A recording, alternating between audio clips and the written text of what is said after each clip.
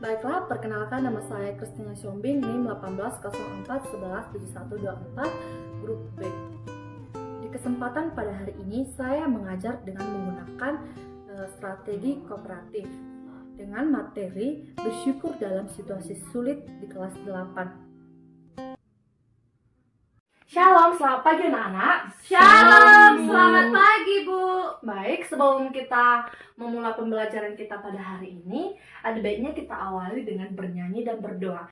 Kita bernyanyi dari Kidung Pujian nomor 337, Betapa Kita Tidak Bersyukur. Betapa kita tidak bersyukur. 1, 2, 3 ya. Betapa kita tidak bersyukur, bertanah air kaya dan subur, lautnya luas, gunungnya megah, menghijau padang, bukit dan lembah. Itu semua berkat karunia Allah yang agung maha kuasa. Itu semua berkat karunia Allah yang agung maha kuasa. Baiklah, kita berdoa.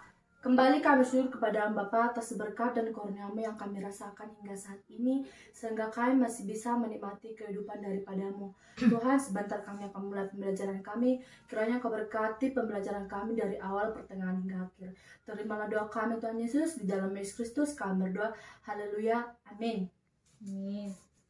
Baiklah, sebelum kita memulai pembelajaran kita, ada baiknya adik-adik semua menyiapkan buku dan alat tulis dan mencatat semua yang penting-penting. Baik, pembelajaran kita pada hari ini, materi pembelajaran kita pada hari ini yaitu bersyukur dalam situasi sulit.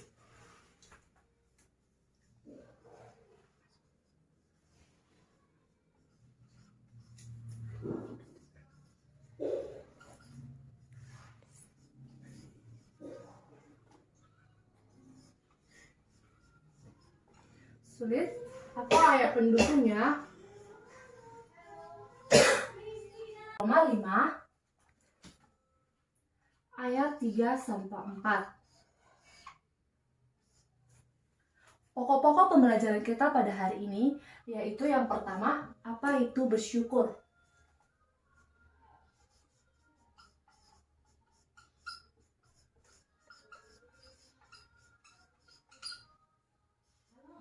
Yang kedua, bagaimana kita bersyukur dalam situasi sulit?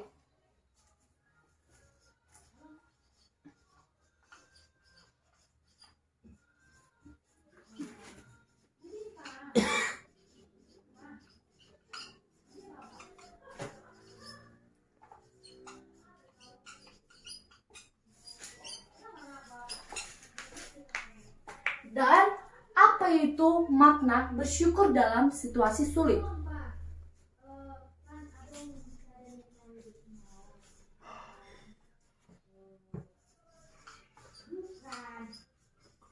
Bersyukur dalam situasi sulit. Baiklah, di sini pengertian bersyukur yaitu suatu ungkapan perasaan kita, ucapan terima kasih kita kepada Tuhan karena kita masih menikmati segala berkat yang diberikannya kepada kita, yaitu napas kehidupan. Apa anak-anak? Napas kehidupan Bu. Iya. Ungkapan syukur kepada Tuhan. Baiklah. Ketika kita sedang bersukacita, sedang berbahagia atau sedang senang, pastilah kita sangat mudah mengucapkan syukur. Dan anak-anak, Ibu mau bertanya, apakah anak-anak semua merasakan hal tersebut? Ketika bersukacita dapat sangat mudah mengucap syukur? Iya Ibu. Iya, betul sekali. Dan Ibu mau bertanya lagi, bagaimana bagaimana ucapan syukur, bagaimana mengucapkan syukur dalam situasi sulit. Dengan berdoa, Ibu. Bernyanyi, Bu, rajin ke gereja. Iya, Ibu. Iya, mari kita buka Roma 5 ayat 3 sampai 4.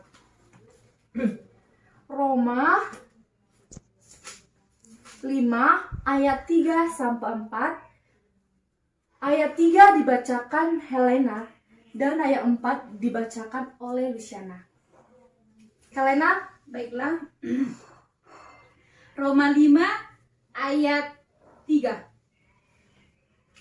Dan bukan hanya itu saja, kita malah bermegah juga dalam kesengsaraan kita. Karena kita tahu bahwa kesengsaraan itu menimbulkan ketekunan. Roma 5 ayat 4. Dan ketekunan menimbulkan tahan uji, dan tahan uji menimbulkan pengharapan. iya baik, terima kasih. Ibu baca sekali lagi. Dan bukan hanya itu saja, kita malah bermegah juga dalam kesengsaraan kita. Karena kita tahu bahwa kesengsaraan itu menimbulkan ketekunan. Dan ketekunan menimbulkan tahan uji, dan tahan uji menimbulkan pengharapan.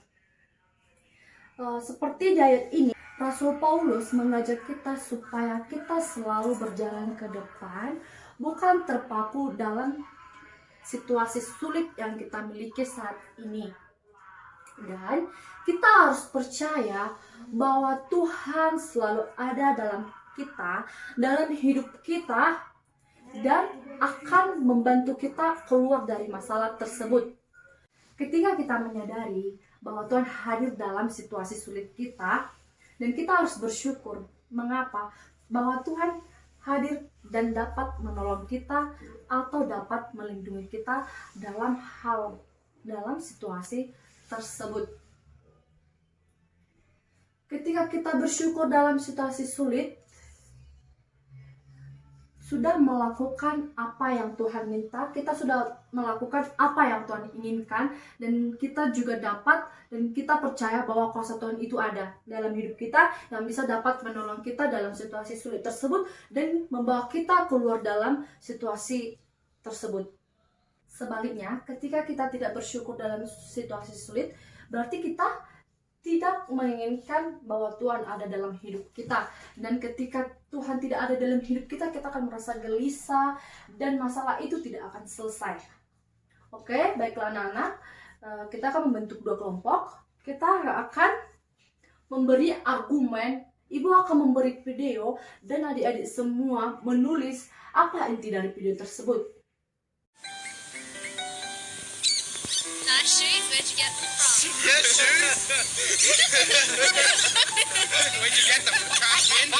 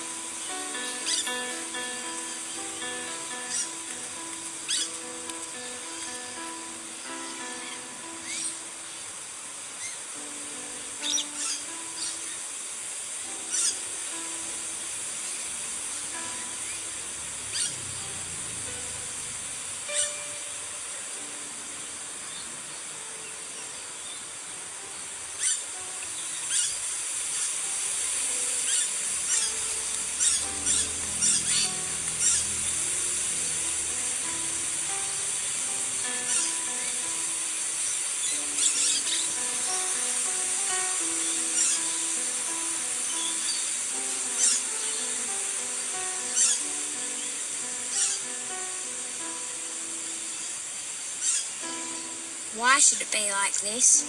I don't know. It's not fair. Yeah, I know. There's nothing that we can do.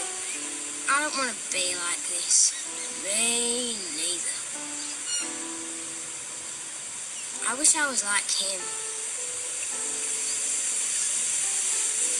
I want to be like him. I want to be like him. I want to be like him.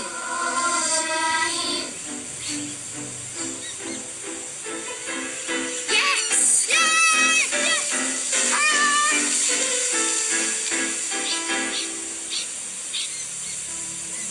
Sorry to take so long, dear. Are you ready to go now?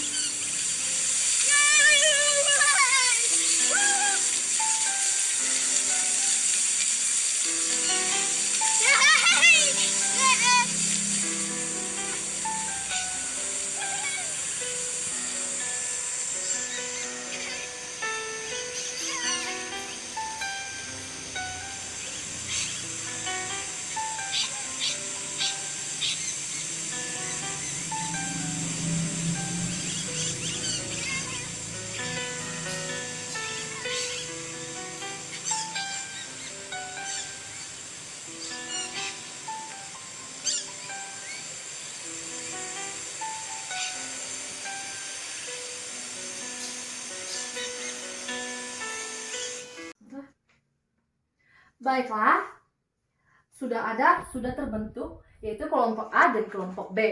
Sekarang tugas kita memaparkan apa inti dari video itu. Tadi anak-anak semua sudah melihat video tersebut.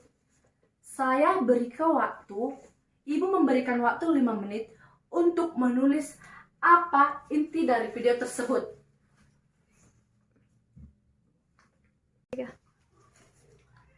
Baiklah, sudah siapkan anak? Sudah, Bu. Maaf yang baik. Baiklah, buat tim A silakan memajukan hasil pemaparan kelompok tersebut ke depan.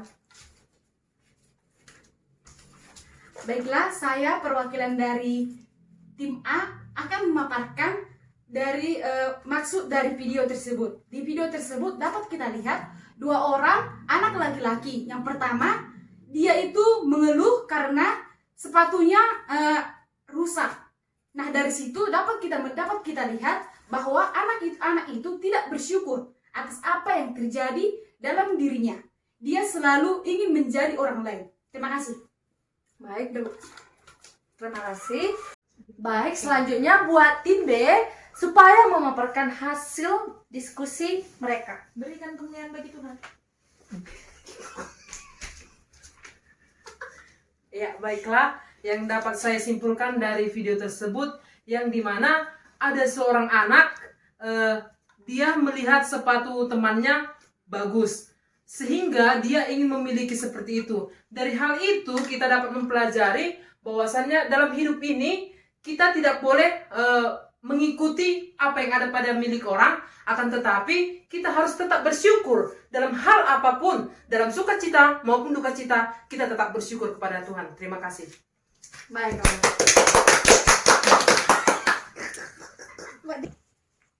Baiklah, anak-anak, ibu akan menyempurnakan hasil dari jawaban setiap tim. Jadi, di sini kita diajarkan supaya bersyukur. Tadi video itu menjelaskan bahwa seorang anak yang kurang mampu atau tidak memiliki barang-barang mewah ingin memiliki barang yang mewah. Dan di video ini seorang anak menginginkan sepatu baru.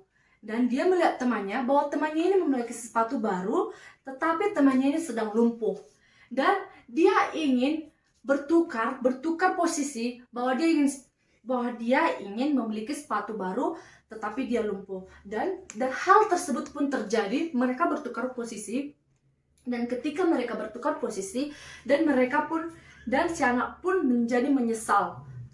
Nah, dapat kita pelajari dari hal ini, dapat kita pelajari bahwa banyak hal yang kita pelajari dari video tersebut, bahwa kita harus bersyukur, di mana tadi sudah ada perumpamaan bahwa menginginkan keinginan daging itu akan suatu saat nanti akan menyesal. Dan bersyukurlah anak-anak semua dalam apa yang anak-anak miliki. saat ini. Baiklah, selanjutnya Ibu akan memberikan tugas setiap tim kelompok, yaitu mencari tokoh-tokoh Alkitab yang hidup bersyukur. Baiklah, buat tim A, ceritakan tokoh Alkitab yang hidup bersyukur. Salah satu tokoh Alkitab. Iya Bu. Nah, menurut saya tokoh Alkitab yang bersyukur yaitu salah satunya itu Daud, di mana Daud walaupun badannya kecil dia tetap bersyukur Ibu. Iya. Udah. Baiklah, selanjutnya kelompok B supaya menceritakan salah satu tokoh Alkitab yang hidup bersyukur. Baiklah, kami dari kelompok B akan menceritakan salah satu tokoh Alkitab yang bersyukur yaitu Ayub, yang dimana di saat Ayub diuji Tuhan dengan segala hal, yaitu dengan penyakitnya yang makin parah, dan di situ juga keluarganya meninggalkan dia, tetapi dia tetap masih bersyukur kepada Tuhan. Dia masih bisa atau masih tetap percaya sama Tuhan, masih mengandalkan Tuhan dalam kehidupan dia, walaupun dia sudah sakit parah, terus banyak keluarganya juga meninggalkan dia, sahabat-sahabatnya juga yang dulunya sama dia, dekat sama dia, terus meninggalkan dia, tetapi dia tetap masih bersyukur. Itu adalah salah satu tokoh Alkitab yang selalu bersyukur. Mari kita apresiasi atas jawaban dari setiap kelompok. Oke, tadi tokoh Alkitab itu Ibu akan menjelaskan sedikit tokoh Alkitab itu, yaitu tentang Ayub. Ayub di sini sudah bersyukur kepada Tuhan, walaupun segala pergumulan yang dimilikinya, dia bersyukur dan tetap mengandalkan Tuhan dan percaya kepada Tuhan bahwa Tuhan akan mengeluarkannya dia dari situasi sulit itu. Dan kita dapat baca di Alkitab kita, dan hal tersebut pun terjadi. Oke, untuk menutup pembelajaran kita pada hari ini, Ibu akan menyimpulkan pembelajaran kita, yaitu marilah kita hidup bersyukur dalam hidup kita, jangan mengeluh, dan kita harus bersyukur apa yang kita miliki. Jangan menginginkan apa yang dimiliki orang lain, karena itu tidak baik. Dan mari kita mengandalkan Tuhan dalam hidup kita, apapun situasi kita, mari kita mengandalkan Tuhan. Sudah mengerti anak-anak? Mengerti Bu? Yes Bu. Baiklah, marilah kita terapkan dalam hidup kita ya anak-anak. Iya, Bu. Baiklah, untuk menutup pembelajaran kita pada hari ini, kita bernyanyi. Kita bernyanyi, segala puji syukur, 1, 2, 3 ya. Segala puji syukur hanya bagimu Tuhan, sebab Kau yang layak dipuja. Kami mau bersorak, tinggikan nama-Mu Tuhan. Haleluya. Soraklah, haleluya. Soraklah, haleluya. Haleluya.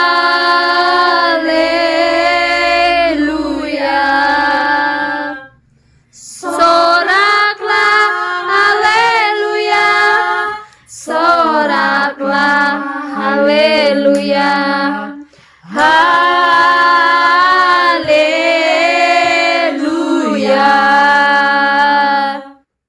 Kita berdoa. Kembali kami syukur kepada Bapa atas berkat dan karunia yang kami rasakan hingga saat ini, sehingga kami sudah menyelesaikan pembelajaran kami pada hari ini. Tuhan, Kau berkatilah kami supaya apa yang kami pelajari pada hari ini bisa kami terapkan dalam masa depan kami. Terimalah doa kami Tuhan Yesus, dalam Yesus Kristus kami berdoa, haleluya, amin. Shalom. Shalom Bu.